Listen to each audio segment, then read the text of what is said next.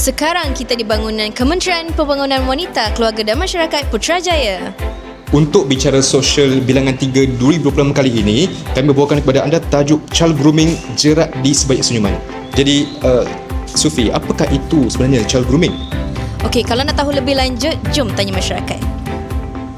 Okey, saya bersama dengan Encik. Azman Muhammad Noor daripada Yayasan Kebajikan Negara. Okey, jadi Encik Azman, apakah apa yang Encik faham mengenai dengan child grooming ini? Alright, apa yang saya faham mengenai child grooming adalah eksploitasi kanak-kanak dengan pendedahan internet yang tanpa kawalan, dan juga untuk eksploitasi anak-anak kepada ke arah yang tidak baiklah. Alright. Jadi Encik, pada pandangan Encik lah, apakah yang ibu bapa di luar sana perlu lakukan untuk menangani perkara ini daripada berlaku?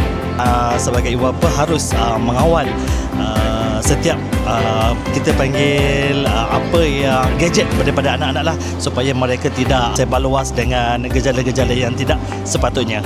Terima kasih Encik. Sama, alright. Rosnazirah binti Muhammad Daud dari Kementerian Perumahan dan Kerajaan Tempatan. Okey Puan, pernah tak Puan dengar pasal child grooming ni?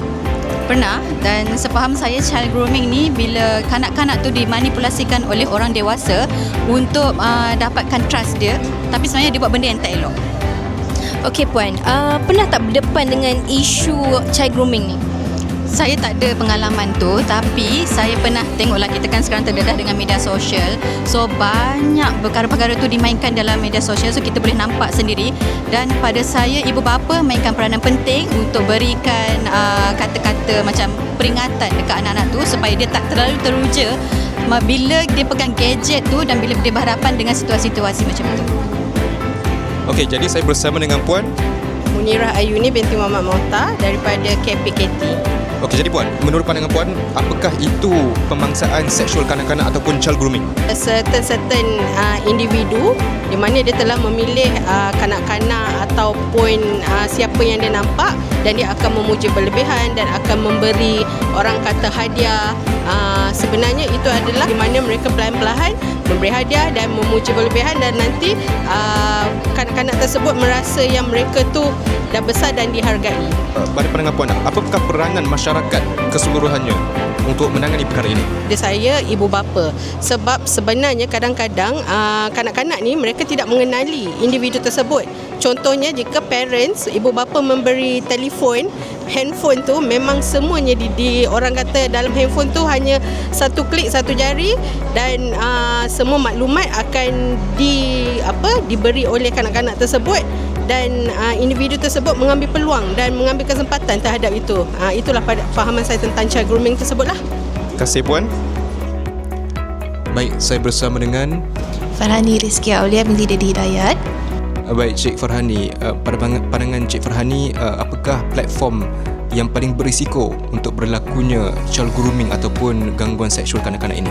Berisiko bagi saya adalah aplikasi permainan online game lah, seperti macam permainan Roblox dan sebagainya, ataupun platform social media juga akan mendatangkan risiko yang tinggi terhadap kanak-kanak, sebab kanak-kanak tak sedar siapakah yang join permainan online game bersama mereka. Jadi takutnya orang dewasa yang mempunyai niat buruk untuk child grooming, jadi kanak-kanak tersebut tak sedar apa yang berlaku. Jadi bagi saya platform permainan adalah sangat risiko yang tinggi lah untuk child grooming.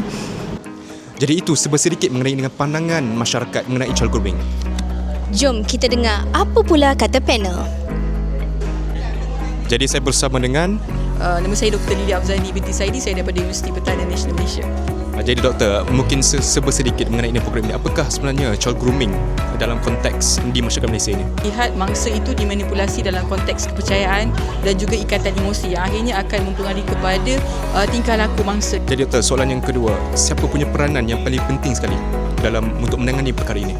Kita tengok institusi keluarga sebenarnya memberikan peranan yang penting untuk kita membantu dalam isu menangani child grooming ni, sebab peranan ibu bapa dalam konteks keluarga tu memang kita tak boleh nafikan, dan ibu bapa harus mainkan peranan penting supaya mereka boleh berfungsi sebaik mungkin dalam kita membantu isu-isu berisiko kepada anak-anak sebenarnya.